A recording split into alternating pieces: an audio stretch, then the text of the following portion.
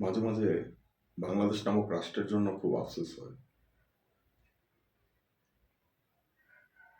বাংলাদেশের বিভিন্ন অঞ্চলের যে সমস্ত ভয়াবহতা দেখছি, তাতে মনে হচ্ছে বাংলাদেশ অন্ধকার যুগের দিকে যাত্রা শুরু করছে এবং বাংলাদেশের ভবিষ্যৎ ভয়াবহ অন্ধকার। আপনারা অনেকেই জানেন যে চতুর্দশ থেকে পঞ্চদশ শতকের মধ্যে পৃথিবীতে যে যুগ, সে যুগটাকে বলা হতো অন্ধকার যুগ। এই যুগটাতে খ্রিস্টানরাও আজকের জামাত ইসলামের মতো উগ্রবাদী মৌলবাদী ছিল, যেখানে ধর্মের বিরুদ্ধে কিছু বলা হলেই তারা মানুষকে হত্যা করত এবং একটা মধ্যযুগীয় বর্বরতার দিকে বাংলাদেশ এগিয়ে যাচ্ছে। এটা একটি ভয়াবহ বিপদ সংকেত বাংলাদেশের জন্য। তো অন্ধকার যুগে একটা বিষয় ছিল, সেটা হচ্ছে জোর যার মূল্যোক্তার। রোমানরা তাদের সাম্রাজ্য প্রতিষ্ঠা করে তারা নিজস্ব একটা সরকার ব্যবস্থা চালু করে, যেখানে আপনার খ্রিস্টান ধর্মযাজক যারা ছিল, তারা আজকের মতো এই যে আহাজারি, 3 ফুটি বক্তা, তারপর আপনার অ্যান্টারকোটিক এন্টারটেনমেন্ট, হ্যাঁ, মানে ধর্মের নামে মানুষকে বোকা বানানো। বর্তমান বাংলাদেশে আপনি যেটা দেখছেন, যে রাজনীতির নামে মানুষকে বোকা বানানো, ধর্মের নামে মানুষকে বোকা বানানো, এগুলো একটা প্যাশন হয়ে গেছে। তো এইসব ভণ্ড চতুর মানুষরা খুব সহজে মানুষকে বোকা বানাচ্ছে। আপনি যদি সপ্তম শতাব্দীর কথা চিন্তা করেন, তাহলে আপনি দেখবেন যে সমগ্র পৃথিবীতে খ্রিস্টান, মুসলমান সহ বিভিন্ন ধর্মের একটা ত্রিমুখী যুদ্ধ শুরু হয়ে গেছে। প্রায় 14,500 যুদ্ধে বিলিয়ন বিলিয়ন মানুষকে হত্যা করা হয়েছে।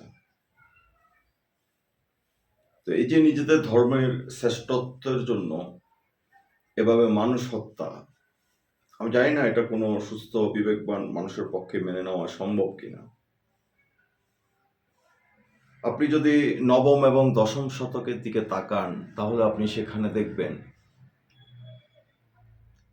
খ্রিস্টানদের মতো, তাদের মতো গিল্ড এবং জাতি রাষ্ট্রের নিয়ে তাদের মধ্যে একটা দ্বন্দ্ব প্রকাশ হতে থাকে এবং বিভিন্ন প্রতিষ্ঠানকে, আজকে যেভাবে বাংলাদেশে জামাত ইসলাম বিভিন্ন প্রতিষ্ঠানকে দখল করছে, বিভিন্ন প্রতিষ্ঠানকে ধর্মের নামে চালিয়ে দিচ্ছে, ঠিক তেমনি নবম দশম শতকে খ্রিস্টানরাও বিভিন্ন প্রতিষ্ঠানকে ধর্মীয়করণ করা শুরু করে। তারা কিন্তু এটাকে অনেকটা বলা হয় দখল উৎসব। আজকের বাংলাদেশে আপনি যেমনভাবে দেখছেন যে জামাত ইসলামের দখলদারিত্বের কারণে দেশে একটা গৃহযুদ্ধের পরিস্থিতি সৃষ্টি হয়েছে।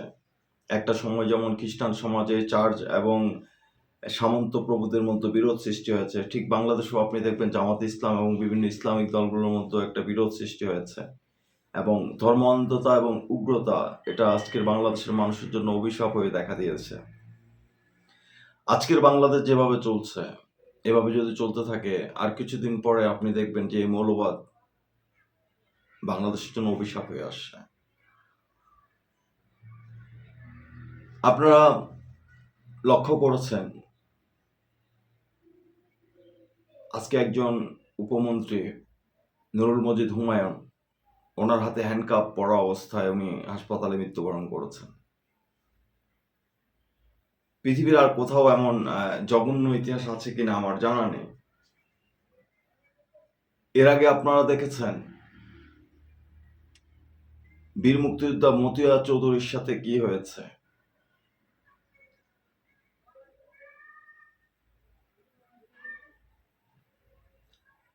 এর আগে চট্টগ্রামে আরেক বীর মুক্তিযোদ্ধা,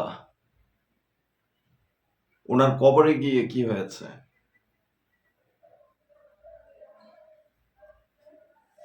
আজকের বাংলাদেশে আপনার কবর থেকে লাশ তুলে সেটা পুড়িয়ে ফেলা হচ্ছে,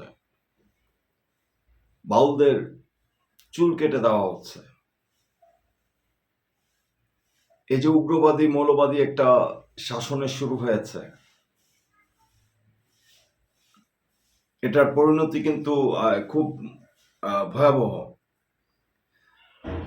1347 থেকে 1350 এই 3 বছরে প্লেগ রোগে ইউরোপে অসংখ্য মানুষ মারা যায়, তাদের প্রায় 1/4 মানুষ মারা যায়। তখনকার এই মারা যাওয়াকে কেন্দ্র করে খ্রিস্টানদের যে ক্যাথলিক খ্রিস্টান আছে এবং প্রোটেস্ট্যান্ট আছে, তাদের মধ্যে দ্বন্দ্ব সৃষ্টি হয়। আজকের সারা সমগ্র মুসলিম বিশ্বে যেমন শিয়া সুন্নি এরা বিভিন্ন ধরনের বিরোধ সৃষ্টি করছে, নিজেদের মধ্যে মারামারি করছে, হত্যা রাজনীতি শুরু করছে। হ্যাঁ, একই জিনিস খ্রিস্টানরাও করেছিল। ইংল্যান্ড এবং ফ্রান্স তারা একে অপরের সাথে যুদ্ধে জড়িয়ে গিয়েছিল। বাংলাদেশে আজকে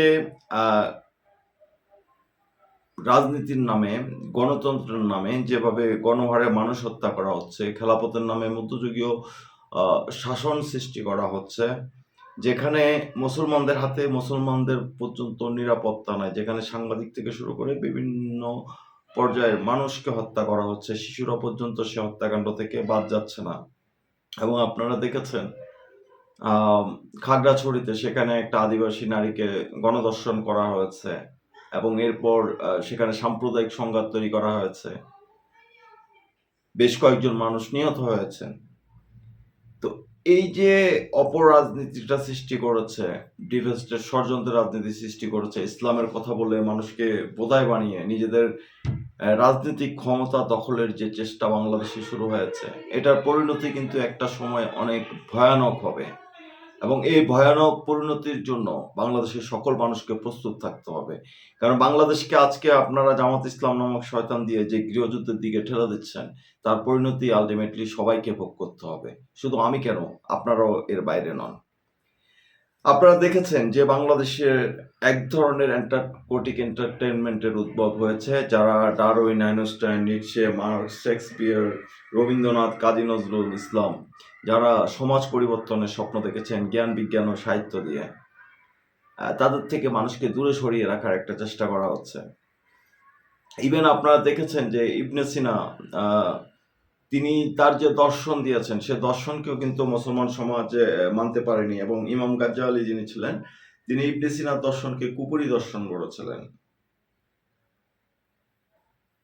তো এরা আসলে জ্ঞান বিজ্ঞানকে কোনোভাবে মানতে পারে না এবং মানতে পারেও নি। বাংলাদেশ স্বাধীন হওয়ার পর 1974 সালে যে কবি দাউদ হাজার ছিলেন, তার সাথে কি হয়েছে? সামান্য একটা কবিতার জন্য তাকে দেশ ছাড়া করা হয়েছে।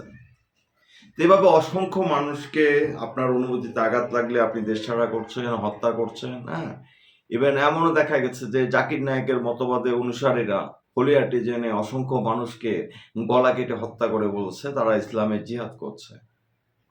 আজকের বাংলাদেশে তৈদি জনতার নামে যেভাবে নির্বিচারে মানুষ হত্যা করা হচ্ছে, এই একই কাজ কিন্তু আপনার খ্রিস্টান সমাজের রেনেসাঁ বিপ্লবের আগে হয়েছিল। তারা নির্বিচারে মানুষ হত্যা করত। কোনো কিছু খ্রিস্টান ধর্মের বিরুদ্ধে গেলে তারা সেই মানুষকে জ্যান্ত পুড়িয়ে মারত। বিজ্ঞানী গ্যালিলিওকেও তারা সহ্য করতে পারেনি, তারা কারাগারে ঢুকিয়ে দিয়েছিল। তো এখন যেটা হচ্ছে, ঠিক ওই মধ্যযুগে যে জিনিসগুলো হয়েছে, ঠিক একই জিনিস কিন্তু এখন হচ্ছে। যেমন আপনি দার্শনিক ইবনে রুশদ, তার বিভিন্ন দর্শনকে ধর্মতত্ত্বের সাথে সংঘর্ষ করতে হয়েছে।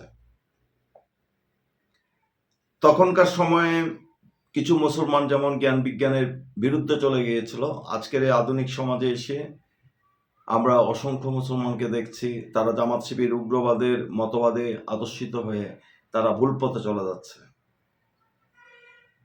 এবং তারা ধর্মকে একটা ব্যবসায়িক প্রতিষ্ঠানে পরিণত করেছে, একটা খয়রাতি প্রতিষ্ঠানে পরিণত করেছে।